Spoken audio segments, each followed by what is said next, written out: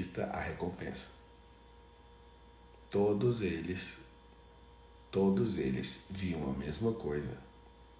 E era isso que fazia eles colocarem a vida deles empenhadas nisso. Pela fé deixou o Egito, não temendo a ira do rei, porque ficou firme como vendo o invisível. Pela fé celebrou a Páscoa e a aspersão do sangue, para que o destruidor dos primogênitos lhes não tocasse. Pela fé passaram o mar vermelho, como por terra seca, o que, intentando os egípcios, se afogaram. Na antropologia, no estudo do passado, as pessoas gostam de falar que aquela travessia de Moisés foi uma travessia com água na canela. Só que aí a gente faz a pergunta, como é que os egípcios afogaram então? Não, Moisés sabia absolutamente como funcionava o período de baixa e como é que o povo que veio atrás afogou, e tem prova lá. Lá no lugar da travessia tem carruagens calcificadas no lugar. Virou pedra, um tempo desse. Pela fé caíram os muros de Jericó, sendo rodeado durante 7 dias. Pela fé Raabe, a prostituta, não pereceu com incrédulos, acolhendo em paz os espias. E que mais direi? Faltar-me-ia o tempo contando de Gideão, de Baraque, de Sansão, de Jefité, de Davi, de Samuel e dos profetas, os quais pela fé venceram reinos, praticaram a justiça, alcançaram promessas, fecharam as bocas dos leões. Apagaram a força do fogo, escaparam do fio da espada, da fraqueza tiraram forças. Anota esse código aí. Da fraqueza tiraram forças. Da fraqueza tiraram forças. Como assim, mano? Da fraqueza tiraram forças. Meu Deus. Ai. Apagaram a força do fogo, escaparam do fio da espada, da fraqueza tiraram forças. Na batalha se esforçaram, puseram em fuga os exércitos dos estranhos. As mulheres receberam pela ressurreição seus mortos, uns foram torturados, não aceitando o seu livramento para alcançar uma melhor ressurreição.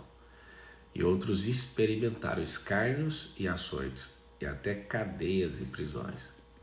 Foram apedrejados, cerrados, tentados, mortos ao fio da espada, andaram vestidos de peles de ovelhas e de cabras, desamparados, aflitos e maltratados, dos quais o mundo não era digno, errantes pelo deserto e montes e pelas covas e cavernas da terra.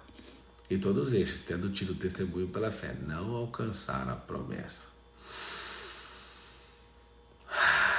Provendo Deus alguma coisa melhor a nosso respeito, para que eles sem nós não fossem aperfeiçoados. Você entende o que é a fé? A fé é exatamente a vida dessas pessoas que viraram os fundamentos do que a gente vive hoje. Essas pessoas são pujantes, são as verdadeiras rochas, aquelas pessoas que o mundo não é digno de receber. Está escrito, dos quais o mundo não era digno de receber. Sabe o que é isso? Eles tinham em mente, no coração, o que precisava fazer. Não usufruíram, mas eles prepararam, são preparadores do caminho. O que é fé? Fé é construir imagem. Fé é visão. Enquanto você tem uma visão, é melhor você morrer por isso do que viver sem isso.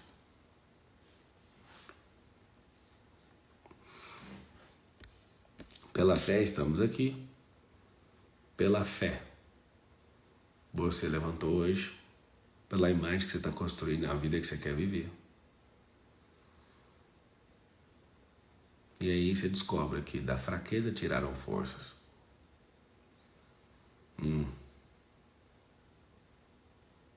Qual a passagem da Bíblia da fraqueza tiraram força? Está aqui, ó.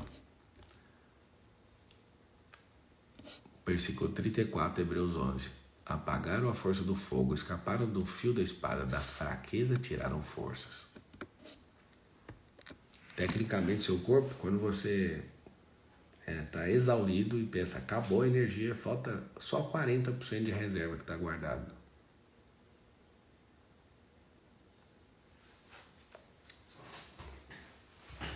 Então vamos entender o que é a fé. Imaginação. Eu não me movo pelo que vejo, mas pela visão que está no meu coração. Se você se mover pelo que você vê, você vai ficar apavorado ouvindo jornal, ouvindo rádio, ouvindo fulano, política não sei do que, mas pela visão que está dentro do coração.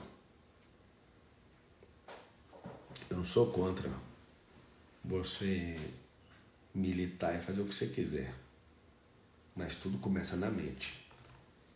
Tudo começa na mente. Alguém perguntou quem escreveu o livro de Hebreus. Provavelmente, né, tá sem autor, mas pela escrita parece Paulo, mas um estudo mais aprofundado aí, teologicamente foi Silvano. Silvano é um discípulo de Paulo, né, mas pela lógica, do jeito que está escrito, foi orientado pelo apóstolo Paulo. Mas é um dos livros que não tem assim, ó, fulano fez isso. Não tem a escrita falando assim, ó, foi Paulo que escreveu. Mas eu acredito que seja Silvano. Mas a orientação é de Paulo. Cada um pode falar uma coisa. O que interessa é que foi algum discípulo de Paulo que andou com ele. Então tá bom. O que você precisa fazer? Você precisa avançar para o próximo nível de fé. Se eu falar para você assim, não, você vai acordar cedo, você vai mudar de vida. Vai ter um abutre que vai falar, não vai adiantar nada, só vai acordar mais cedo. Aí o que a pessoa faz? Essas são as comedoras de fé. Elas vão comendo pelas beiradas a imaginação das pessoas e logo as pessoas desconectam daquilo. A fé é conectar as imagens. A fé é conectar as imagens. E você vira o diretor. Quando você é o diretor dessas imagens, você vai avançar. Como é que avança em fé? Você tem que saber. Você não avança em fé com a barriga vazia ou sem resultado. A fé, para ela continuar avançando, precisa de resultado. Precisa de resultado. Por quê? Porque você vai testando e aí aquilo é validado. Aí você subiu numa plataforma e aquilo vai subir na frequência. Ninguém subiu frequência de fé se não tiver experimentado. Se você não tiver conexões, você não vai crescer. Por isso que tem gente que tem uma fé rasa. Tem gente que tem uma imaginação rasa. Você precisa todos os dias crescer um pouco, tendo pequenos resultados. Então, o versículo 1 de Hebreus 12 fala: a fé é o firme fundamento das coisas que se esperam e a certeza ou prova das coisas que eu não vejo. Fé não tem nada a ver com os olhos. Comecei a live falar nisso. É igual o voo, a fé. Você vai ganhando velocidade tem a V1 e a V2. Velocidade 1 e a V2. Eu já sei a hora que eu vou puxar a manete para o avião decolar. Eu preciso correr na pista, e esse aumento de velocidade vai me dar a velocidade necessária para puxar a manete para fazer o voo. Então, sem velocidade, não há decolagem. Então, eu vou construindo imagem e vou vencendo aquilo. Eu vou acelerando e tem que lembrar, tem que ter combustível. Aí, por que as pessoas não decolam? Não é por falta de fé, é porque é excesso de peso. Fé rasa não vai mover absolutamente nada. Você precisa crescer nisso. Você precisa estar conectado com gente que tem a ver com o voo. Você tem que ter o combustível para isso e você precisa fazer a sua decolagem. Então tem duas, a V1 e V2. Na V2 vão subir e aí a decolagem é uma das coisas mais lindas. Duas coisas que eu não paro de contemplar. Não paro. 100% das vezes eu não consigo ignorar. é uma decolagem de um avião e de um helicóptero. Aonde eles estiverem, né? Eu uso praticamente todos os dias. Quando fui gravar um podcast em São Paulo com o Engenheiro, e desci no prédio dele, e depois voltei aqui para um prédio nosso aqui. Quando eu desço, eu sempre desço e não consigo entrar no elevador. No final, assim, tá no topo do prédio, né? No final tem um elevador. Não sei se vocês já viram alguma vez no Stories. Eu chego lá no elevador, eu não dou conta de dar as costas para decolagem. Eu sempre paro para ver aquela máquina levantando sobre o próprio eixo. Eu vejo que eu fico indignado. Porque tem toda uma engenharia. E eu fico imaginando várias vezes a fé da primeira pessoa que falou que aquele negócio ia acontecer. Isso me deixa indignado. E eu sempre que eu estou voando, eu lembro do Salomão, não sei por qual motivo. Eu falo, nem Salomão em toda a sua glória tinha um jato. Nem o Salomão em toda a sua glória tinha um helicóptero. Aí você sabe por quê? Porque eles não desejaram naquele tempo. Alguém fala, mas nem tinha tecnologia para isso. Pois é, mas quem criou a tecnologia? Foi o tempo ou foi as pessoas? Foi a necessidade, a oportunidade?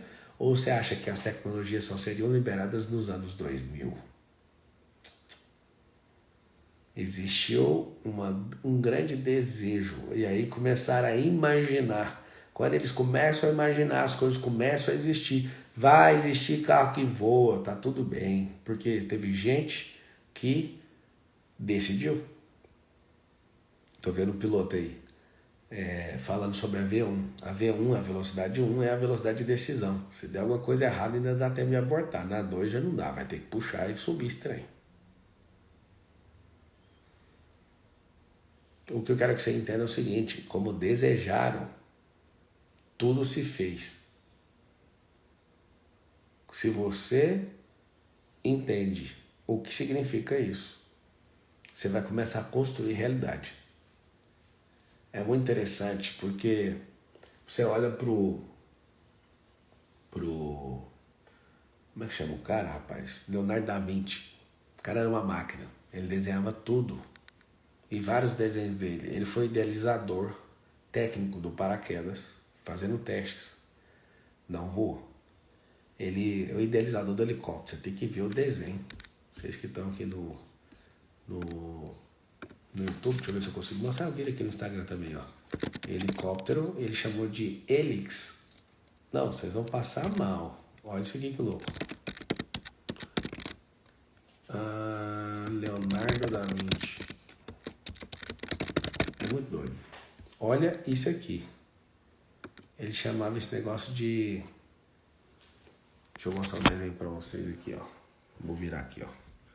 Olha isso aqui que louco. Ele desenhou esse negócio aqui.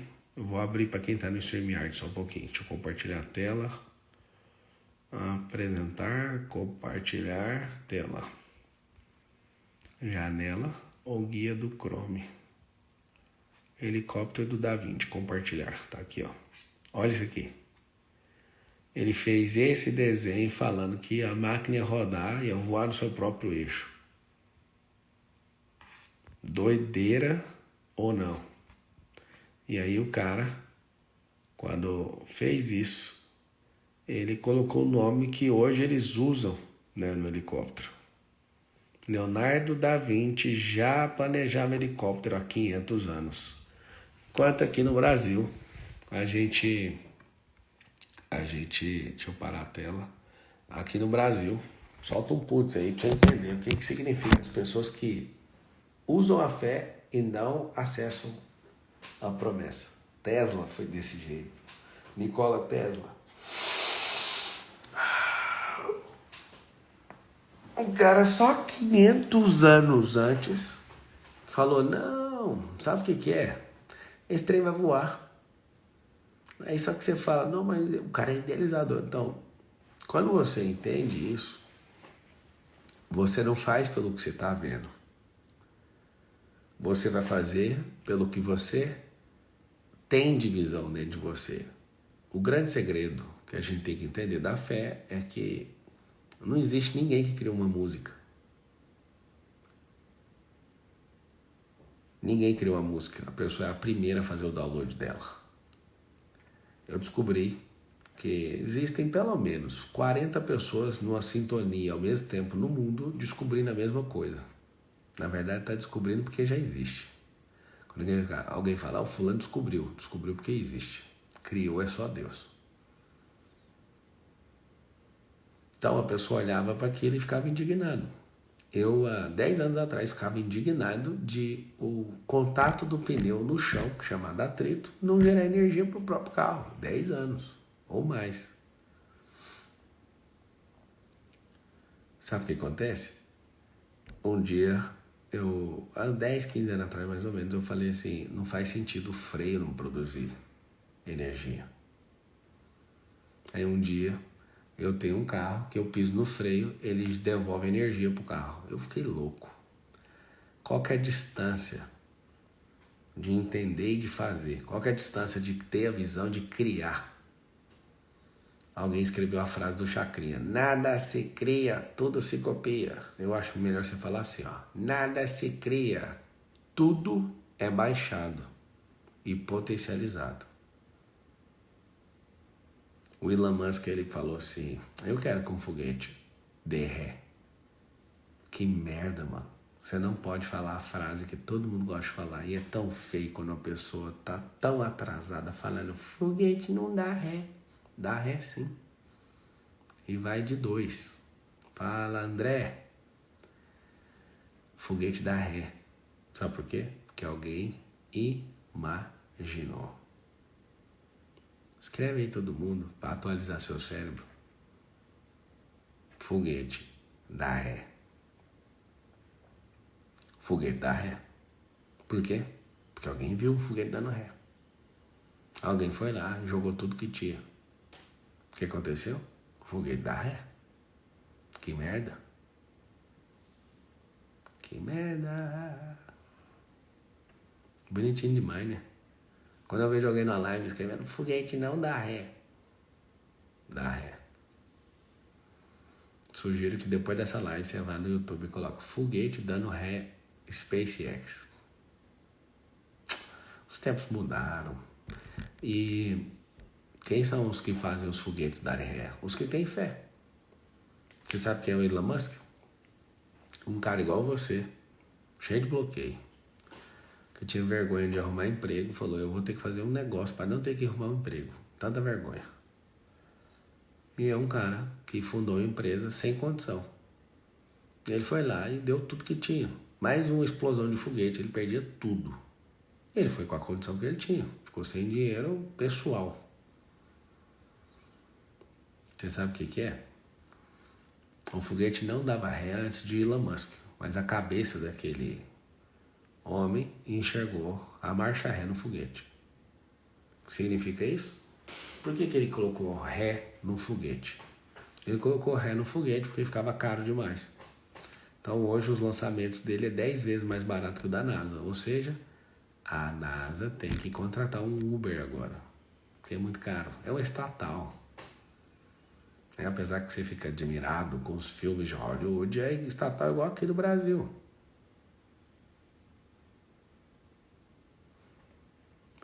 É igual estatal aqui do Brasil. Cheia de ineficiência. Aí você coloca um cara que é disruptivo.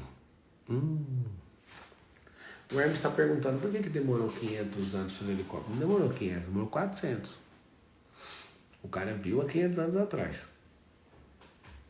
Cara, sabe por que demorou? Porque não tinha os masterminds da vida. Porque não tinha aceleração igual da internet. Porque não tinha gente que estava afim de fazer doideira. Aí alguém fala, mas não tinha tecnologia. Não tinha porque não quis.